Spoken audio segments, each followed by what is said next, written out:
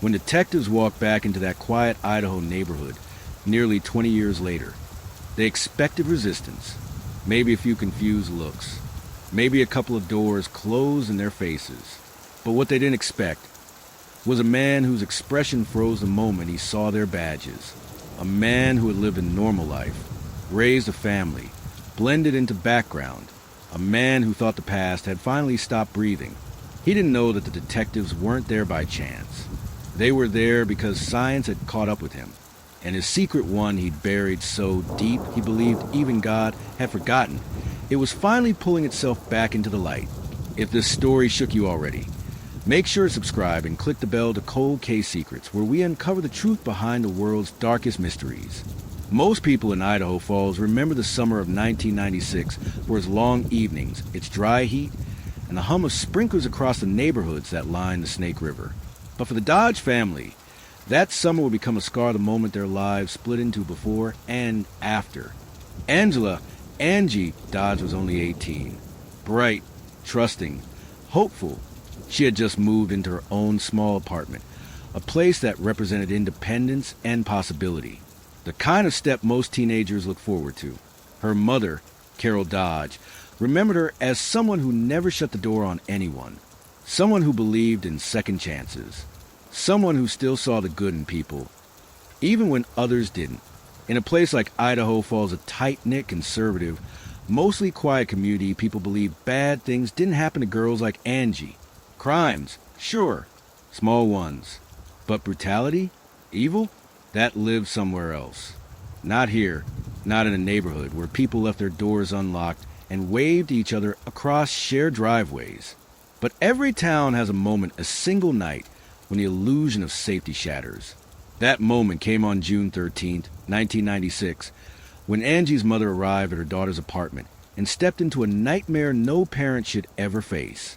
The silence felt wrong the moment she opened the door, and what she found inside would haunt investigators for decades. Word spread through Idaho Falls like smoke. Neighbors whispered. Police scrambled. The media camped outside crime scene tape, calling it one of the most disturbing killings the city had ever witnessed.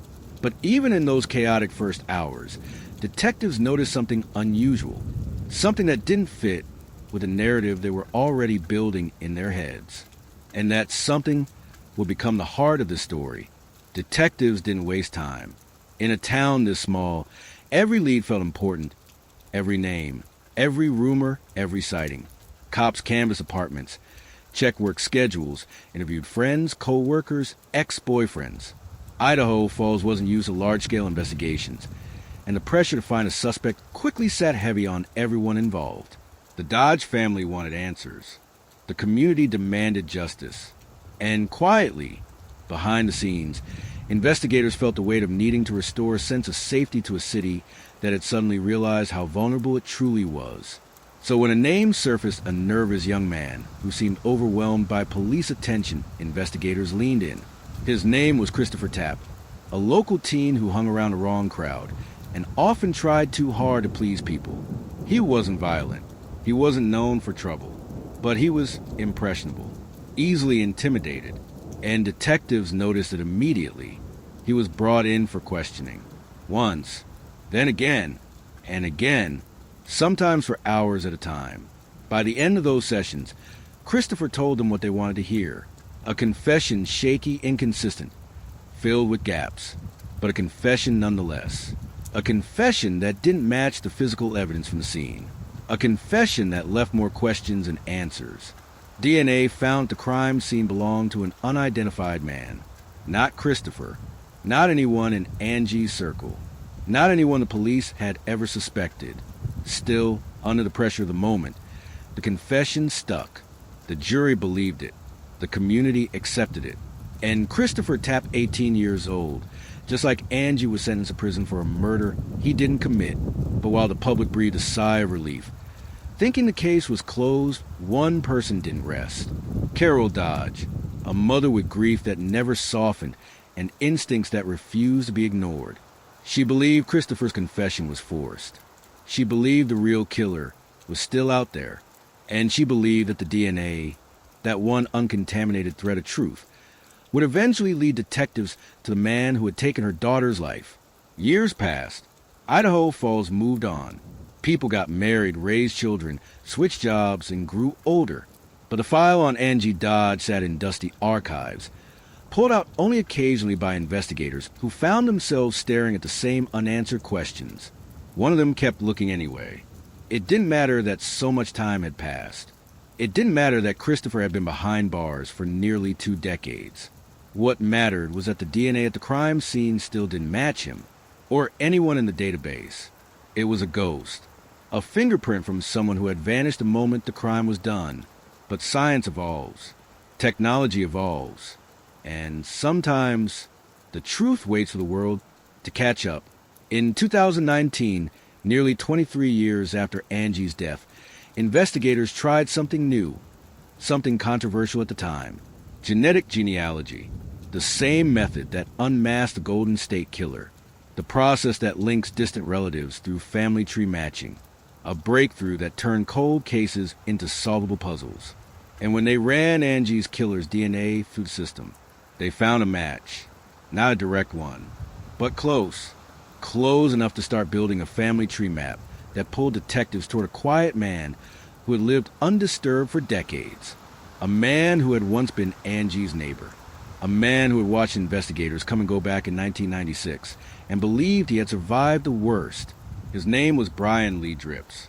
While Christopher Tapp spent half his life behind bars, Brian Dripps mowed his lawn, raised his kids, clocked into work, laughed with friends, and lived an ordinary American life, all while carrying away a secret he believed would never be discovered.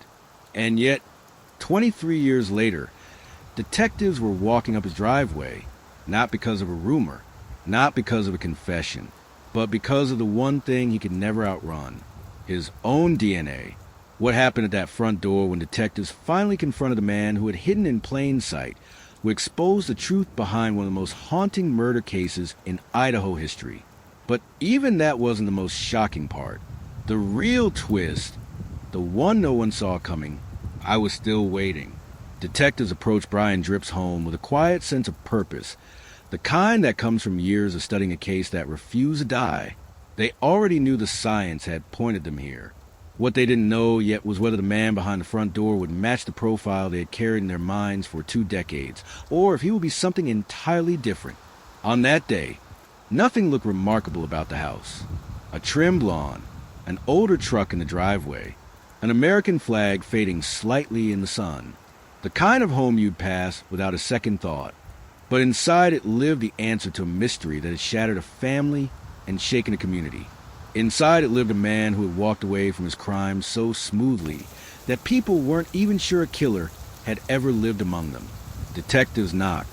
The door opened, and there he was, Brian Dripps, older now, heavier, tired around the eyes, but still carrying a presence investigators recognized immediately: the look of a man who had spent years hoping he'd never see this moment. For just a second, he froze, and in that hesitation, detectives saw something they rarely see so quickly: recognition, fear, memory. Not the confusion of an innocent man caught off guard, not the righteous anger of someone wrongly accused. This was different. A quiet panic that flickered behind the eyes of someone who had waited decades for the past to stay buried and just realized it hadn't. That moment told detectives everything they needed to know. Still, they kept their tone calm, professional. They asked for a simple voluntary DNA sample, a swab from his cheek. Most people, when they have nothing to hide, agree without hesitation. Brian hesitated. Not long, just long enough. That moment the pause sealed his fate more firmly than any words could. He eventually agreed, but investigators noticed the trembling in his hands as he signed the consent form. They noticed a shift in his breathing. They noticed how carefully he tried to hide it. When the swab was complete, detectives walked back to their car with a quiet certainty. If the lab confirmed what they suspected, this decades-old case was about to break open in a way no one expected. And yet, even then, even with science pointing directly at him, there was still a part of the story missing. A part that had followed investigators since the beginning. A question that had haunted Angie's mother, Carol Dodge, for 23 years. Why her daughter, Why that night? And why had the system punished the wrong man while the Rayall killer walked free? To understand that, we have to go back to the beginning. Back in the morning, detectives found Angie. The crime scene was violent, frantic, a sudden eruption of terror inside the small apartment Angie used as her starting point in life. Detectives quietly cataloged what they walked into. The signs of a struggle, the cuts that spoke of desperation, the evidence that Angie had fought harder than anyone realized. And then the DNA. The one clean clue in a room of chaos. That DNA should have solved the case immediately. It should have pointed investigators toward the truth. Instead, it created confusion. The DNA didn't match anyone known to Angie. It didn't match local offenders. It didn't match any names police expected. It belonged to a ghost, someone who had slipped into the apartment, destroyed a life, and vanished before sunrise. Detectives in 1996 had only the tools available at the time. Genetic genealogy didn't exist. Databases were limited. Leads felt scattered and weak.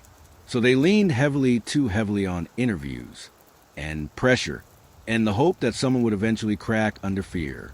Christopher Tapp became that someone. He wasn't at the scene. His DNA wasn't there. He had no motive. But after days of intense interrogations, hours of questions, threats, shifting stories, he said what investigators wanted to hear. They believed him because they needed to believe him. The community needed it, too. A killer identified, a suspect locked up. But the truth didn't care about public pressure. The truth didn't bend to convenience. The truth was still buried, alive, and waiting. Years later, new detectives began quietly re-examining the case. Fresh eyes, fresh minds, fresh technology. Every piece of evidence was tested and retested. Every statement was reread. Every mistake was painfully obvious now. And the DNA, that unchanging witness, kept pointing one direction, not Christopher. At the same time, Carol Dodge refused to stop searching. She became a student of forensic science. She contacted journalists, innocence advocates, genetic genealogy experts. She begged the police to look deeper. Her determination kept the case from dying a quiet death in the archives. Then, finally, the technology arrived that could do what no detective, no witness, and no confession ever could. Genetic genealogy. When the unknown DNA was uploaded, the system started pulling from distant relatives, cousins, half-relatives, siblings of siblings building branches until the tree narrowed to a single line. And that line pointed directly at the Dripps family. Detectives ran a background check on Brian. And there, buried in the history, was a detail that made everyone in the room stop.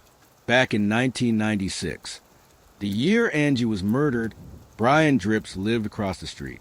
He wasn't a stranger from out of town. He wasn't a random intruder.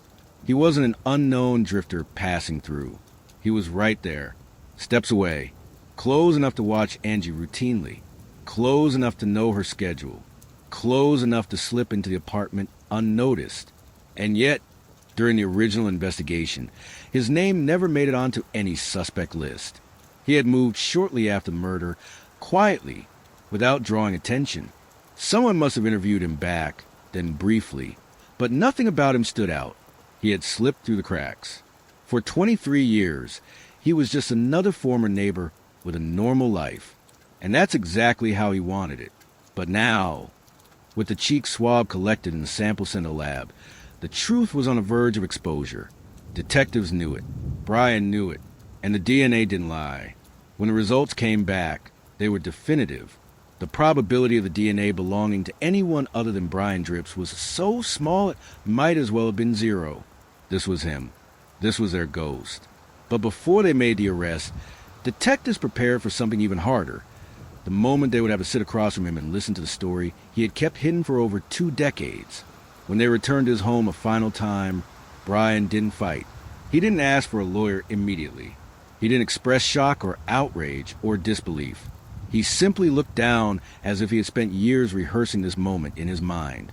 What he told investigators next in the quiet of an interrogation room revealed the truth behind Angie's final moments. But it also exposed something deeper, something darker, something that would leave even seasoned detectives stunned.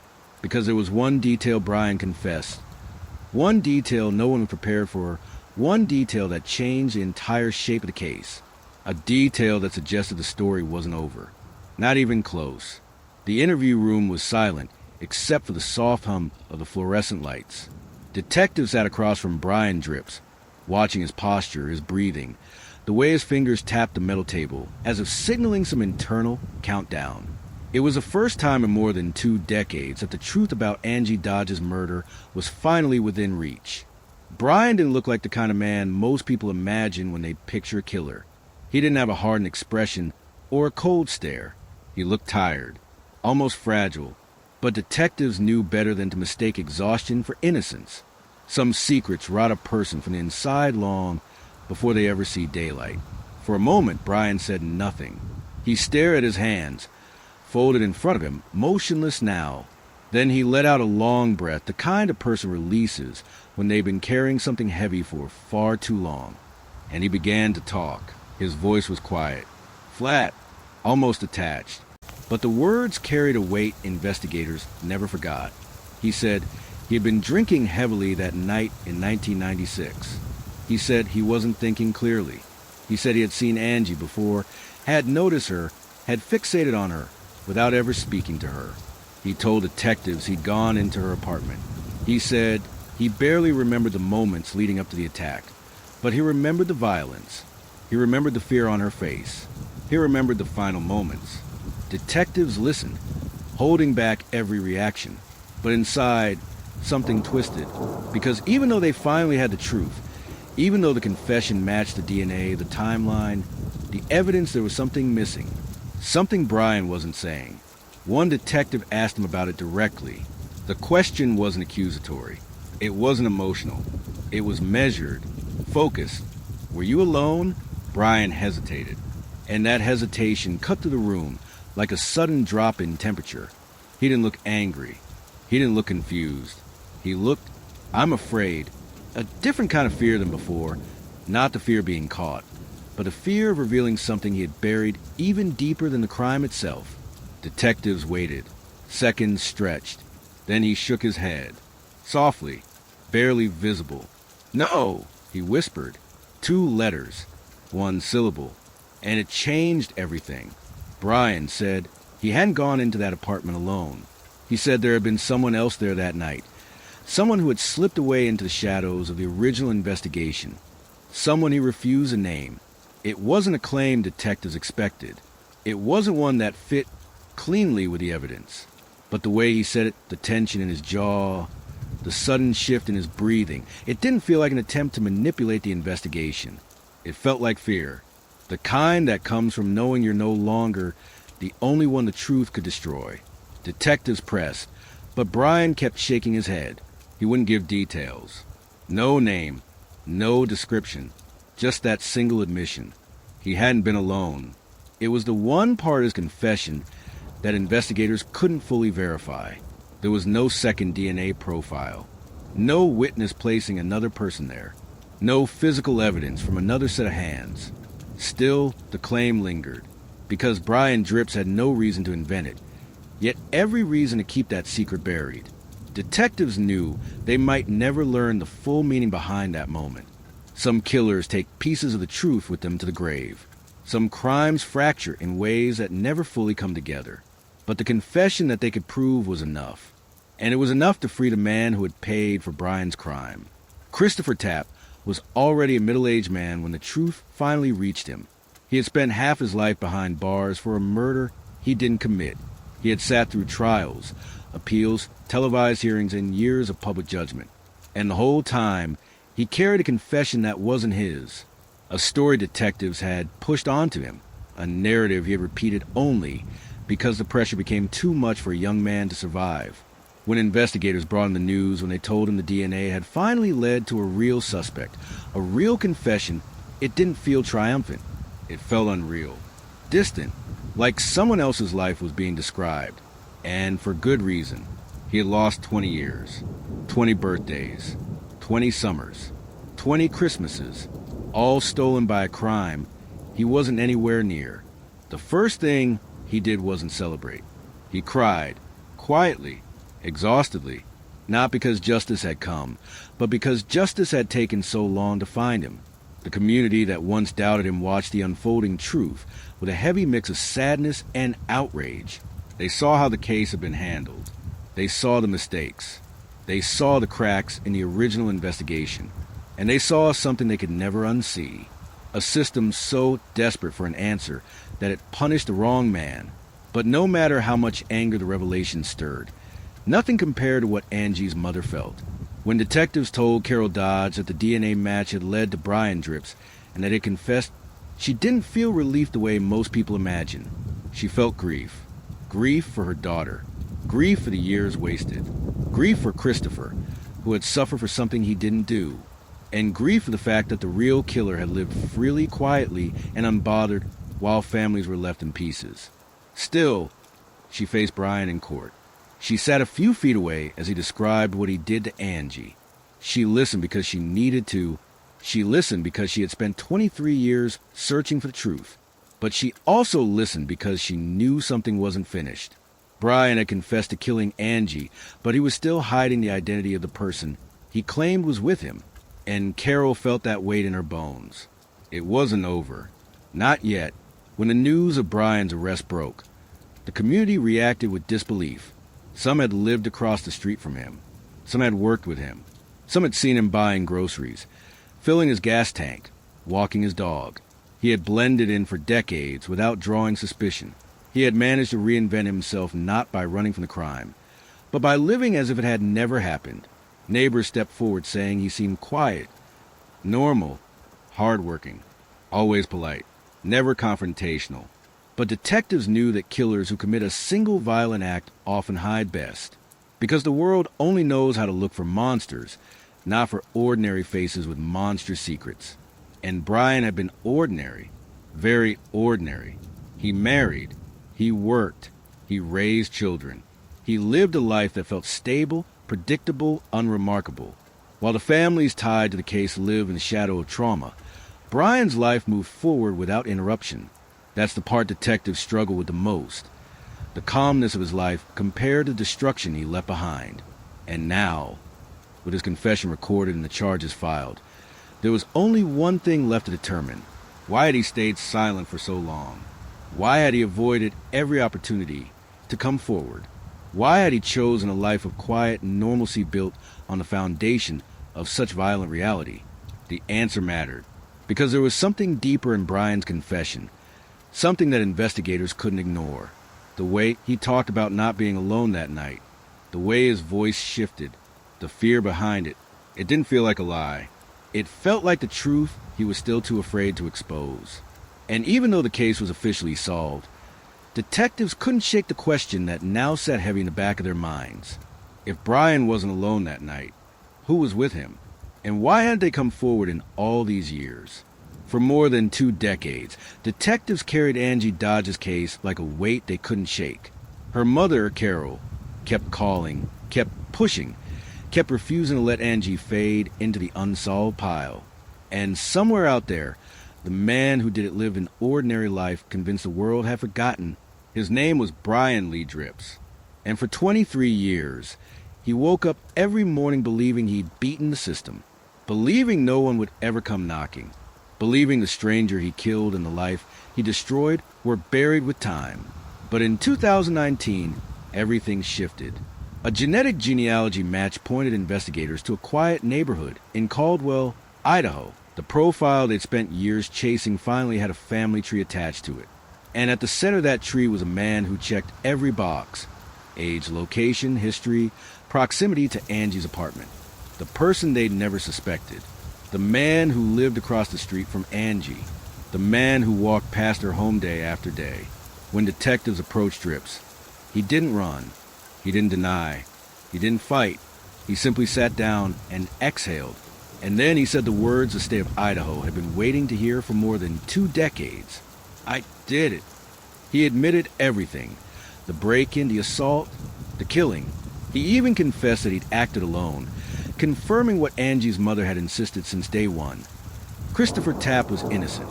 For a moment, the room went silent. Not because the detectives were shocked he confessed, but because of how casually he said it, how easily he carried it for 23 years. As if Angie's death had never cost him a full night's sleep. When the news reached Carol Dodge, she finally felt something she hadn't felt in years. Not peace, not yet, but relief that the man who killed her daughter would finally face a courtroom. Relief that the years she spent begging for answers weren't wasted. And for Christopher Tapp, the man who'd lost half his life for a crime, he didn't commit. The truth hit hard. He had been robbed for 20 years. Robbed of birthdays, family, relationships, chances. Robbed of the person he could have been. And the man who actually committed the murder had been mowing his lawn and waving to neighbors. Dripps eventually pleaded guilty to Angie's murder. He received a sentence of life in prison, with a possibility of parole after 20 years. The same number of years Tapp spent behind bars for something he didn't do. Even today, people argue whether that sentence fits the crime. Some believe it was far too lenient. Others say closure matters more than punishment. But one thing is certain. It was the truth. And the truth finally had a name. For the Dodge family, the wound will never fully close. Angie was only 18, just starting her life, when everything was taken from her. But getting the real man, the right man, behind bars gave them space to breathe again. Detectives who spent decades chasing this case described the moment Dripps confessed as a weight lifting off the entire department. Because this wasn't just a cold case. It wasn't just a file. It was a promise that they'd never stop looking. And in the end, it was persistence, technology, and a mother who refused to be quiet that led to the final answer. Angie's story became one of the most talked about wrongful conviction cases in America. Not just because of the tragedy, but because it proved something uncomfortable and important. Sometimes the truth takes years to surface, but always finds a way back. Thank you for watching. If you want the full case with every detail and timeline, click the title below or go to the video description. And don't forget to subscribe to Cold Case Secrets for more stories just like this.